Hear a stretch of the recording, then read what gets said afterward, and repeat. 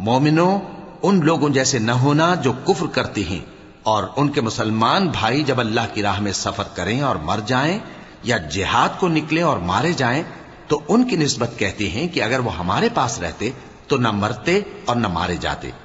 یہ اس لیے کہ اللہ ان لوگوں کے دلوں میں افسوس پیدا کر دے،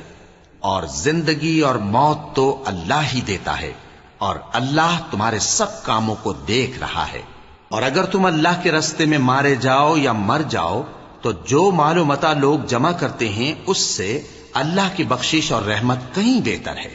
اور اگر تم مر جاؤ یا مارے جاؤ تو اللہ کے حضور میں ضرور اکٹھے کیے جاؤ گے۔ پھر اے نبی،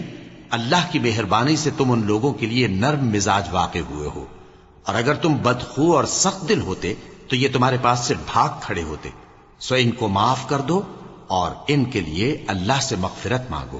اور اپنے کاموں میں ان سے مشورت لیا کرو، اور جب کسی کام کا پختہ ارادہ کر لو تو اللہ پر بھروسہ رکھو، بے شک اللہ بھروسہ رکھنے والوں کو دوست رکھتا ہے۔ اگر اللہ تمہارا مددگار ہے تو تم پر کوئی غالب نہیں آ سکتا، اور اگر وہ تمہیں چھوڑ دے تو پھر کون ہے اس کے بعد تمہاری مدد کرے۔